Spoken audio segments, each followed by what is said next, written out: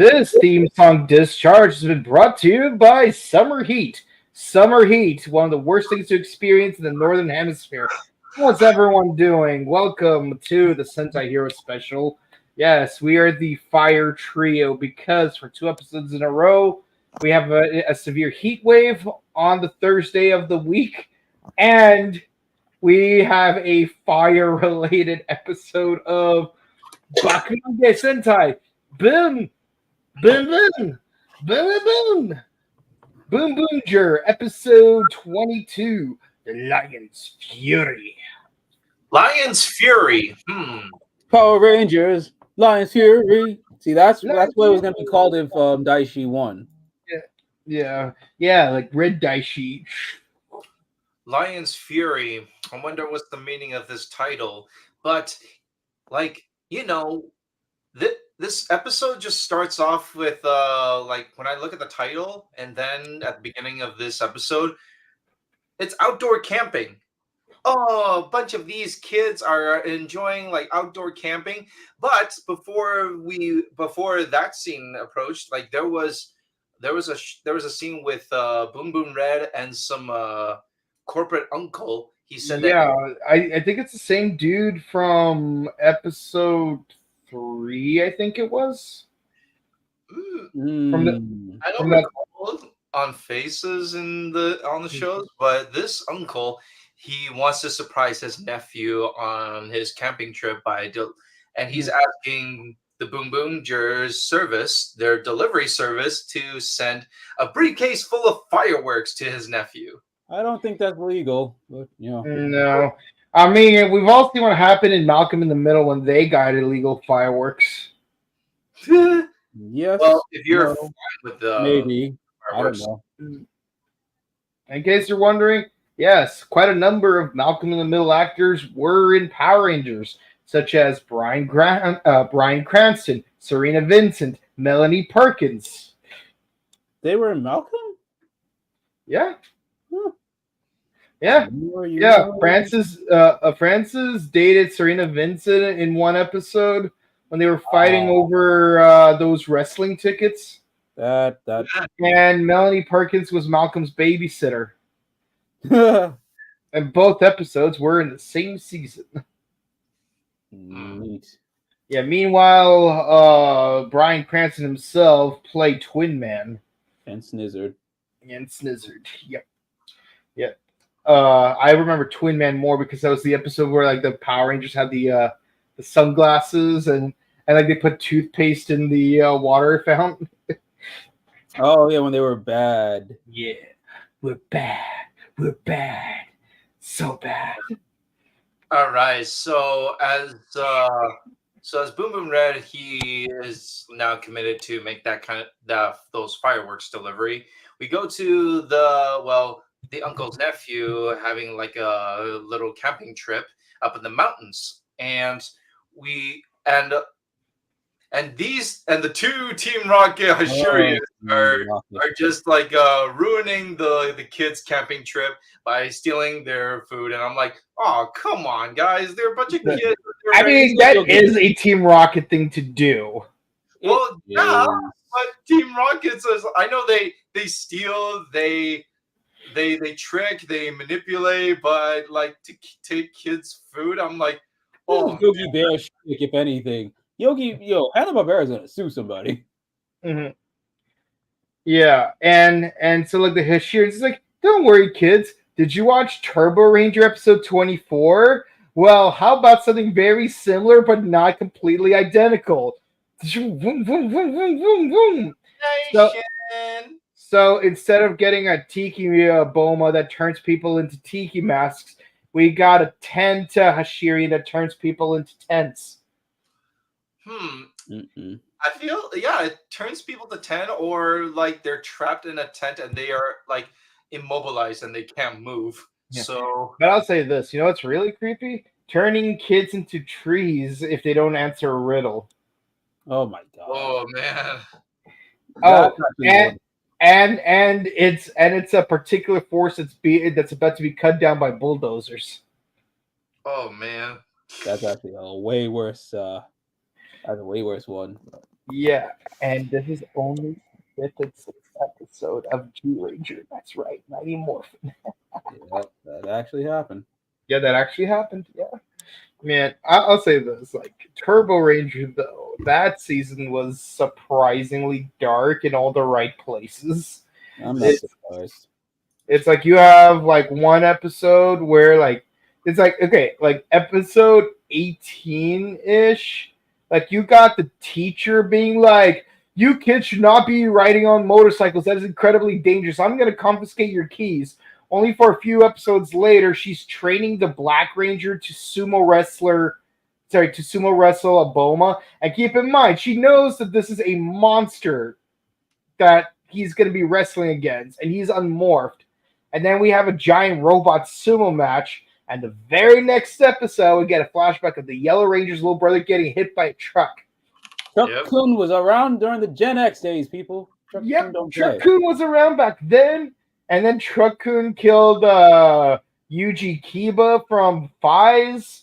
And then he ran over Kaido's hand. Mm-hmm. He's losing his touch, though, in this day and age. Yeah. His touch. I mean, Yusuke in live action, Yusuke Urameshi might disagree with you, but I mean, that's just Truck Kun saying, "Yeah, I did this. I'm just taking it to live action. I still got it." Not really. You failed in Gotchard. You failed in Gotchard. That's where you know you lost your touch. Yeah. Oh, and then in Kamen Rider Kuga, Truck Kun was like, "Hold on, let's take things a step back." Oh, can I do that? Actually, at this point, they may as well make a Truck Kun Hashirian. Imagine what kind of menace he'd be. That would be fun. Also fun is that the rest of the Boonboomgers, Sans, Boon Violet, they're going over the new Boon Boom car for Boon Red 119, but then Joe's like, "What if there was a Boon Black 110?" Yeah, like what if there was a Boon Black 110 where like I have like a SWAT shield and a siren on my head. No, and then Boon Blue was like, what if there was a Boon Blue 007 where he has a dapper suit and tie and a handgun? Oh, Boon Black 110 looked cool. I was like, yo. Yeah. That's one of those things like Akira make gold. It looks so cool, but it's not gonna happen. Yeah. Yeah, you know what they could do? Well, you know what Disney's Power Rangers could have done? They could have just taken the Boon Black and then just put an SPD SWAT armor on him. I just call it a day, and we'd still accept it. Yeah. Like we would recognize how lazy that would be, but we'll still give them our money. Just because we're sheep. Mm-hmm. Yeah. Yeah, we're Bandai sheep. Bandai sheep. Bandai sheep. But Hasbro, for you, we have no chill. Because like to Bandai's credit, like they're at least the Japanese market, like they're pretty consistent. Like they keep throwing out bangers. It's like, yeah, like you're not gonna spend $500 American dollars on screen accurate underwear, but they'll still sell it to you, and you'll still buy it. They will, ridiculous as it is. Or you buy a tattered shirt that was in one episode of a show. You're just gonna buy it just because you know you want it. Yeah, that's right. That's right. Like we would rather spend $500 on a tattered shirt that appeared in one episode of Super Sentai than a $300 hoodie that just has the word Gucci on it. Remember back in the 1970s when Gucci was cool? You filthy degenerates. At least Versace still got it. Shout outs to Versace. And usually brands go way down after the founder dies. So, all things considered. It was JoJo that saved them. That's why. Yeah. It was the JoJo collabs. Mm-hmm. Yeah. Well, honestly, I think the only thing that's keeping Gucci relevant right now is JoJo. It is. That is true. Very true. Yeah, These yeah, JoJo. because all the characters from JoJo are wearing Gucci outfits. Like, if Mhm. they weren't wearing Gucci, no one in our generation would care about Gucci. Nope. Unless you're that rare person who actually did go see House of Gucci, like myself, and you're like, man, Jared Leto in the fat suit. He looks like he could be a dead ringer for Oswald Cobblepot. Can you imagine an actor play not one but two different Batman villains? It's not unheard of. Where was this heard of before, though? I'm trying to remember. Yeah. It would be interesting, though. Mhm. Having the same actor be two different Batman villains in two different properties. But yeah. Speaking of Lady Gaga, let's go back to the campsite. So Boon Red just happens to show up at the campsite while the Hashirians, being a total menace to Sakito, and they sock it to him, the giant yellow tent thing. Of course, he pushes Boon Red and the nephew out of the way in time, but that just means that dang, Sakito's out of commission. For now. There ain't no fixing that up. No. Of course, they managed to fight him off, take the fight to the city, use Boon Red 119. And yeah, they basically defeat the monster like typical fashion, but freaking Cannonborg just can't keep his screws to himself because now he turns the Foot Soldiers giant. Yay! Giant Hashirian! Or Nejiretas. Yeah. Well, I mean, no, wait, we just did Giant Henchman last year. Never mind. Curse mark, curse mark, curse mark, curse mark. Yeah. All the Now, all you nameless peons will become giant. Expansion jutsu.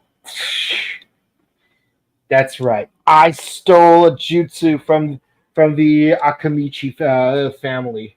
Deal with it. I would not be surprised. Yeah. I would not be surprised. Like Orochimaru can do all wrong. The good thing he's done is actually help trying to find Naruto a wedding gift. That is true. I like how, like, in the time skip, he does learn to chill. It's still weird that, like, why would we forgive him? But either way, I guess it's the timeline where Orochimaru just kept doing wrong and then just experimented so much that he became a car-themed monster. Yeah, but what's crazy is like when he makes the monster giant, like he turns a tower into a fire pit and puts all the kids inside of it. That was menace type of. I was looking at this and like, okay, this would not be able to be adapted into Power Rangers if they would have to go through a lot of red tape for that. Yeah. Wow. Sentai. I know Toei is. I know they're doing it on purpose, but my God, this is on some Kendrick levels of petty. Oh yeah. Ha ha ha! You ain't gonna adapt this again, huh? Okay, we're gonna do this. I get it. We understand. But this is just messed up. Yeah. Thankfully, they do save them by using freaking Boom Boom fire truck. See, you gotta fight Truck-kun with Truck-kun. Yeah, so Fire Truck-kun turns into a lion, which I swear gives me Tomeka Rescue Fire vibes. This gives me more Lightspeed Rescue. Carter Grayson would be proud at this. Like, have you guys ever seen Tomeka Rescue series? That sounds familiar. So, are you familiar with what's it called, Marin Senki Ryukendo? Yeah. That series where like they have those keys with dragons and stuff. Yeah. Yeah. Okay. So same company, right? With very very similar designs. They made two series called To Make a Rescue. First one is called To Make a Rescue Force. We ain't gonna talk about that. We're gonna talk about the one after it, To Make a Rescue Fire. And basically, they're specific. It's a tokusatsu where they are basically a fire department. I've never watched this. I've only ever seen the theme song for it and the toys. And let me tell you, these toys are such a menace. Like, there's so much plastic involved in this, and we're talking like straight up brick plastic. What's his name? Solar Zord from Power Rangers Lightspeed Rescue. We're talking that level of just sheer plastic. Oh no. Yeah. Or like Duo King. Yeah. What's it called?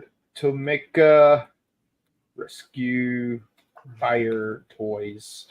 But yeah, no, like these toys, and what's really interesting is like because like Tomeka, like it's like they focus on making toy cars above all. Basically, it's the Japanese counterpart to Hot Wheels.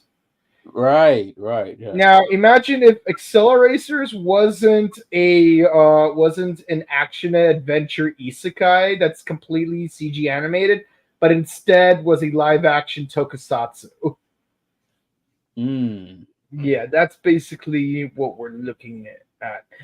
Oh wait, it's called Tomika with an I and a C. Okay, because like I thought it was okay. But yeah, no, it's like you got a fire truck that turns into a dragon, and then combines with a bunch of other rescue vehicles that turn into an even bigger dragon, and every combination involves like shooting out smaller cars out of its mouth. And there's a police car that turns into a lion. But the point is that I swear to God, what's it called? Boon Lion reminds me of Tomeka Rescue Fire Toys. Makes sense. Yeah, man. And I'm even like looking at it right now. I'm like, geez. And then like he basically the Lion Zord can combine with some of the other Boon vehicles, yeah, that's more he combines with off-road, classic, Pat 2 and shovel. Yeah. Yeah. They basically just take the original teams, basically taking the other four Boon cars and then just except we use classic instead of a wagon. Yeah, instead of wagon. Yeah. And basically they turned this thing into a Zoid. Which I'm not mad at. Because you got the two blades like at the front. I'm like, that gives me Zoid vibes. I haven't seen something like that since I got my Ryu Soldier toys and I put Tricera and Tricera sword and Similodon lance like on the shoulders of the Similodon Zord. So you got the two blades like right here up front and a hammer tail in the back. And that's exactly what they did. They gave this thing two swords in the front, two guns on the thighs, and then a hammer for a tail. It's actually, I mean, I liked it. Yeah. I honestly thought they were gonna wait a week to introduce this because when this was airing, they showed the commercial for it. I'm like, oh, that's cool. Mm-hmm. It's really cool. Well, yeah. Like, oh no, we're gonna show this now. Okay, but it makes sense because we're gonna show the main form next episode. Yeah, no, I mean, I'm glad they're taking their time, to a degree where it's like, okay, so you got this one Zord, then you got its transformation ability, and then you combine it with the Megazord because like that's basically what you do when you get a new Megazord, like all together. It's like first you have an episode with just the individual Zords. Then you get an episode where like they go into their Megazord form, and then you get another episode where it combines with the main Megazord. or in Digimon terms, you got Paildramon, Imperodramon, and Imperodramon Fighter Mode. And then Imperial Paladin mode in the fourth movie. The first one, not a war game. Touchdown. Well, Touchdown was split into two, so I guess that counts as one whole movie. And yeah, okay, yeah. I was like it was like fourth, fifth, but yeah, I know what you mean. Yeah. Because you got the one with the giant Agumon, in Infamon. Then you got what's it called? The Digimantle of Miracles, and then you got Return of Infamon. Yeah, you got Touchdown, Digimental. No, it's Adventure, our war game, the Touchdown and Digimental, which is like two movies in one. So I guess it can count as one whole movie. And then you got Return of Infamon. Yep, and in Return of Infamon, we get Imperial Paladin mode, which, by the way, is the highest form a Digimon would have at the time, because basically, like, back then, like, the mega level would actually be a larger umbrella term for a series of different levels that are above ultimate. And so like in Japanese it would be mega ultimate, mega, or in American it's mega ultra superior. And so like this was the first time we see a superior Digimon on screen. Like, even in Digimon like Adventure 1, we did not have any ultra level Digimon. It just stopped at like the earliest mega stage. Then in the second movie, we have a first appearance of an ultra level Digimon with both Infamon and Omnimon, aka Omegamon. But then we have to wait till the fourth movie to get a level above that. It's like being Super Saiyan 2, Super Saiyan 3, then finally Super Saiyan 4.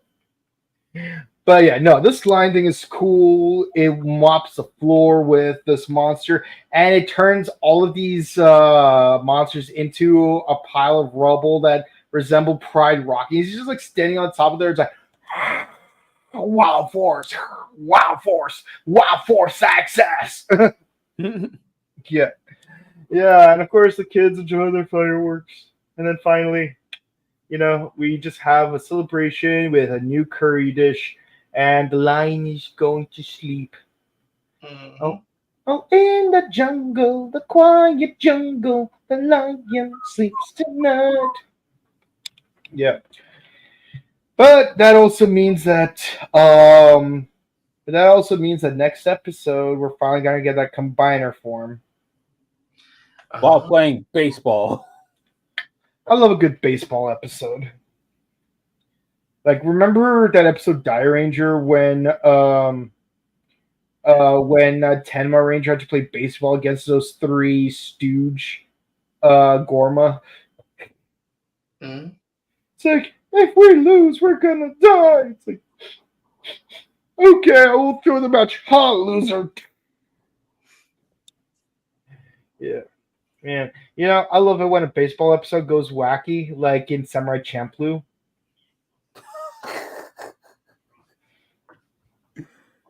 Oh my god. I have not thought about that episode in forever. Yeah, no, I especially love the fourth wall break at the end where it's like, and as for that mysterious samurai, he looks out towards the east, wondering if those foreigners will ever return. Hey, who are you? And why are you saying a bunch of stuff that never happened? Get over here so I can kick your butt. Yeah, no. I like, if there's ever one episode of Champloo that I would always rewatch, it's that one.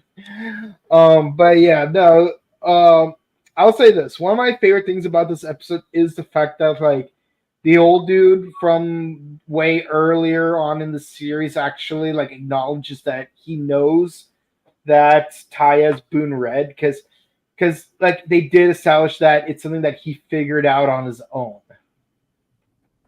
Yeah. But I love that here they actually confirmed that he indeed knows that he's Boon Red.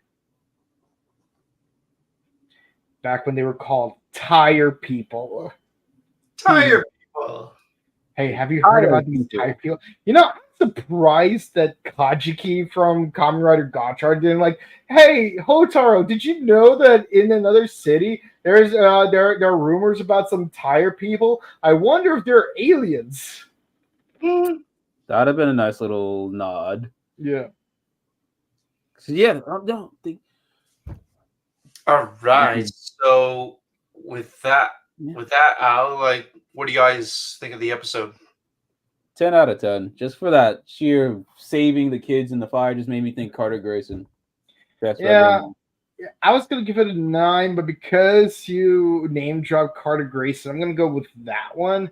Although if I had to add anything to it to like really solidify that score, I would at least like to have a flashback of like Taya like having a flashback where like he was a kid, he went camping, maybe survived a forest fire, and maybe that inspired him to like be a firefighter, having that one firefighter dream. Yeah, you know, because I do like that Carter Grayson story. You know, episode 18 is just what are your thoughts on the design of the Lion Zord now that we actually see the Lion Zord?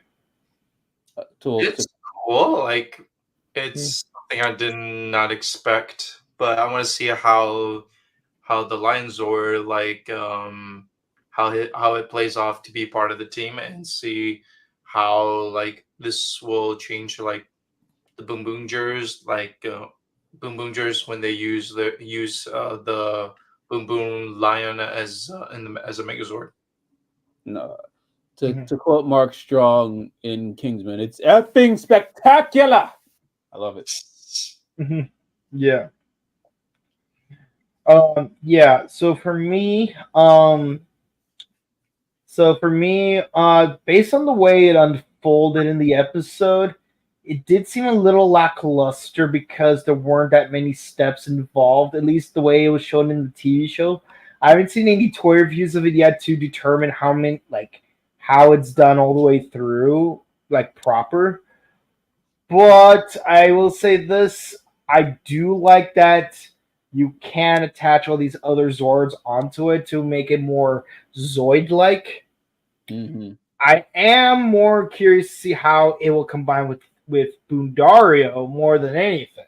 Ooh, and if in that same vein, you know, like we can have a Boom Boom Robo that uses more than just 2 or 3 Zords at a time.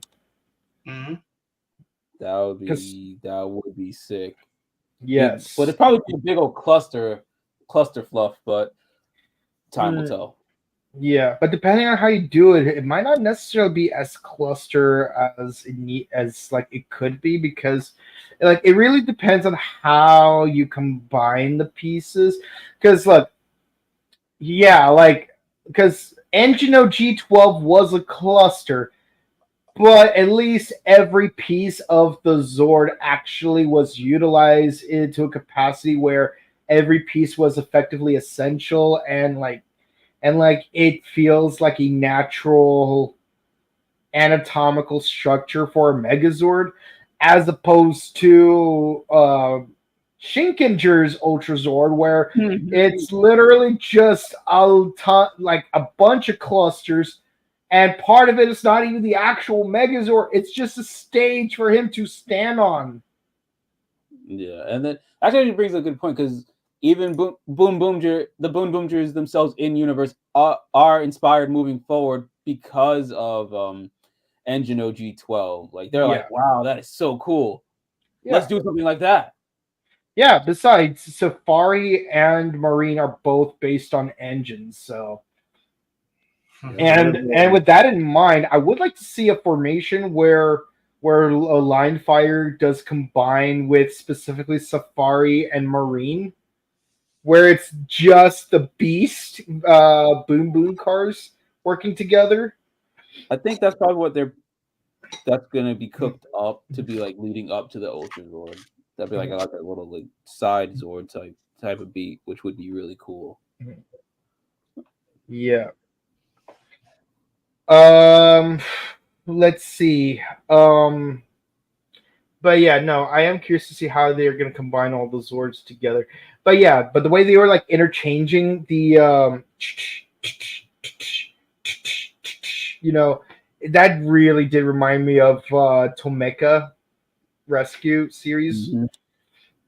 Mhm. But yeah, I am curious to see how they're going to combine everything because so far, Boon Diesel does disappoint me in the context of there's very little in the way of transformation for this guy, and yeah, all we're getting is a winged Mega Voyager formation where it's like, oh, just that spoiler combines, and that's it, you know.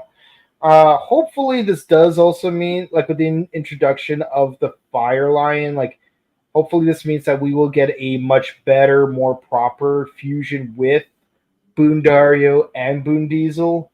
I'm not gonna hold my breath to it, but hey, you know, at least we're making some progress from Kira Majors, where they just did not combine with the Sixth Ranger Zord at all. Oh my god, they didn't. No, they didn't. Oh my god. Oh, and I'm sure there could have been creative ways they could have done it too. I'm sure there's creative ways they could have done it, but they didn't. They didn't. It's like I try with you, Kira Major, but you keep messing up. Yeah, if it wasn't bad enough that the Blue Ranger Zord is just a sword and nothing else. Come on, Judo he could have had an idea. He could have been like, Kira King. And then because even though like freaking Mega V3 is a literal like fuselage, like at least like the bottom part of it became like the thighs. No, not the thighs, the shins.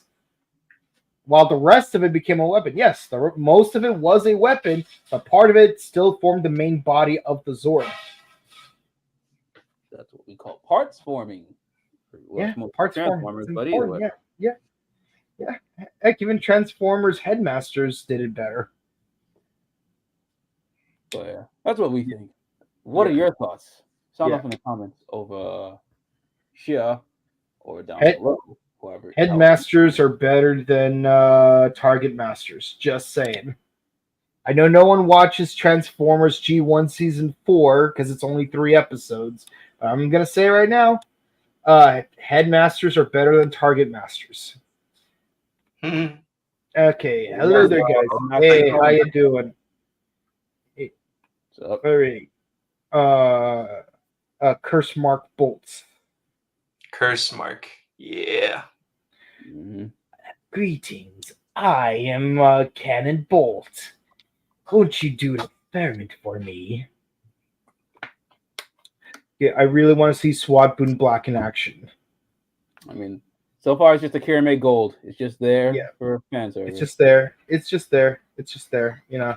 Let's see. Imagine if Boon Pink was a medic and Boon Orange was a construction worker. That'll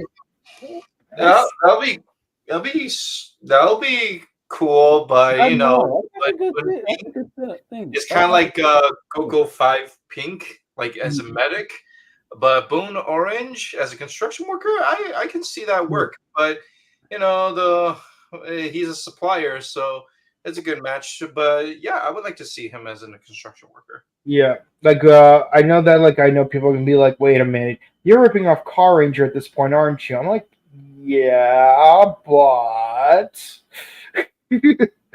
all right. Okay, Dark Keeper says, greetings, Morphin Network. It's been a long time. Did you miss me? Oh, we love all of our audience members. Yeah. Or like just welcome back. Yeah. I made a theory on how Lightspeed built their own Zords. My theory is that they got the remains of the Thunder Zords and Turbo Zords and studied them to make their own man-made Zords. Well, actually, I think there's an easier way of saying it. The government gave Captain Mitchell a ton of money. He used that money on research and development, and we worked our way from there. That's just morbid, man. Especially the Thunder Zord being destroyed. That always traumatizes me. Yeah, honestly, I think that was more blood curdling than the Dino Megazords being frozen permanently and then being sent underground. Because here you actually see it fall apart. Yeah, that's just Yeah. It's just ain't cricket, man. Just not cricket. Yeah. No, it ain't. No, it ain't. But damn, look at TJ with his kamikaze plan. But what I appreciate is that when Andros trying to do the exact same thing in the next episode, TJ's like, "Listen, man, I know what you're thinking, but don't do it. Don't do it. I've seen things. I've done things. Wouldn't recommend it." Yeah, no. Maybe next time I see Selwood, I'm gonna tell that one to him. All right. Well, that's it for the comments, guys. Thank you guys so much for watching. Be sure to stay safe, stay hydrated, update marriage kids, hug your loved ones. If you enjoy watching, please be sure to comment, like, and subscribe to us on YouTube, Facebook, Twitter, Instagram. Ding the bell icon. Stay notified for our latest videos. Share our videos because it helps us out with the algorithms. Don't let the YouTube Hashirian screw your Toku-tastic day.